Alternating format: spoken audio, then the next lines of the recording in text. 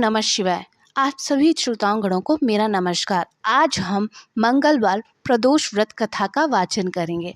आइए जानते हैं श्रोतागणों कि मंगलवार प्रदोष व्रत कथा कैसे की जाती है, अतः इसे करने के कौन से फल प्राप्त होते हैं और इसकी विधि वगैरह। चलिए आप हमारे साथ बने रहिए। किसी माह की त्रयोदशी तिथि को प्रदोष व्रत की तिथि कहा जाता है और प्रदोष तिथि भगवान शिव को समर्पित है। यह तिथि मंगलवार को पड़ने की वजह से इसे प्रदोष व्रत को भौम प्रदोष के नाम से भी जाना जाता है। धार्मिक मान्यता है कि भौम प्रदोष व्रत करने, कथा सुनने वह कहने वाले को मोक्ष की प्राप्ति होती है।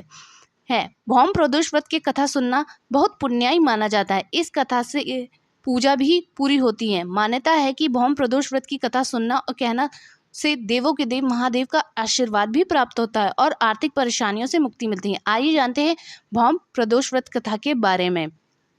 सूत जी बोले, अब मैं मंगल त्रयोदशी प्रदोष व्रत विधि का विधान कहता हूँ। मंगलवार का दिन विधियों का नाशक होता है। इस व्रत के समय व्रती को गेहूं और गुड़ का भोजन करना चाहिए। इस व्रत को करने से मनुष्य सभी पापों व रोगों से मुक्त हो जाता है। इसमें किसी प्रकार का संचय नहीं है। अब मैं उस बुढ़िया की कथा सुनाता हूँ जिसने यह व्रत किया और मोक्ष को प्राप्त हुई।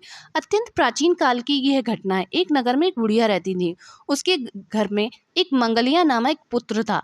वृद्धा को हनुमान जी पर बड़ी श्रद्धा थी। वह प्रत्येक मंगलवार को हनुमान जी का व्रत रखकर यथाविधि उनका भोग लगाती। इसके अलावा मंगलवार को वह ना तो घर लीपती और ना ही मिट्टी खोदती। इस प्रकार से व्रत करने पर जब उसे काफी दिन बीत गए तो हनुमान जी ने सोचा, चलो आज इस वृद्धा की श्रद्धा की परीक्षा करता हूँ। वे साधु का वेश बनाकर उसके द्वार जाकर पहुंचे और पुकारा, है कोई हनुमान जी का भक्त जो हमारी इच्छा पूरी कर सके। वृद्धा ने यह पुकार सुनी तो वह बाहर आई और महाराज जी क्या आज्ञा है। साधु वेशधारी हनुमान जी बोले कि मैं बहुत भूखा हूँ, भोजन करूंगा, तू थोड़ी सी जमीन लीप दे। वृद्ध बुढ़िया दुविधा में पड़ गई। अंत में हाथ जोड़कर प्रार्थना की, हे महाराज, लीपने और मिट्टी खोदने के अतिरिक्त आप जो कहेंगे मैं वह करने को तैयार हूँ।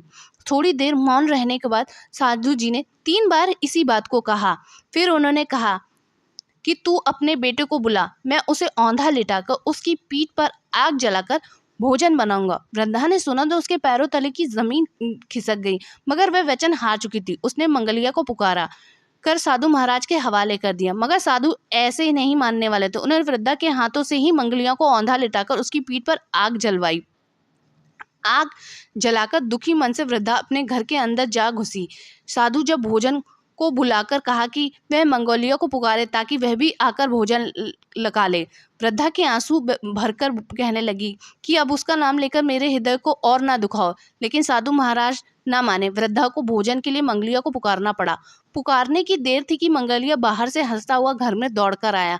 मंगलिया को जीता देखकर वृद्धा को सुखद आश्चर्य हुआ। वह साधु के चरणों में गिर पड़ी। साधु महाराज ने उसे असली रूप में दर्शन दिए।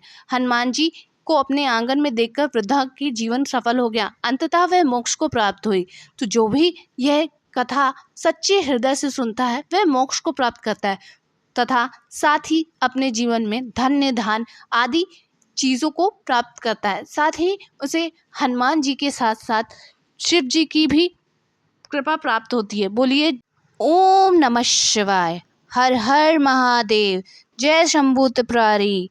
जय हनुमान जी की। जय बजरंग बली। सबका भला करें, सबके जीवन में धन्य धान भरें।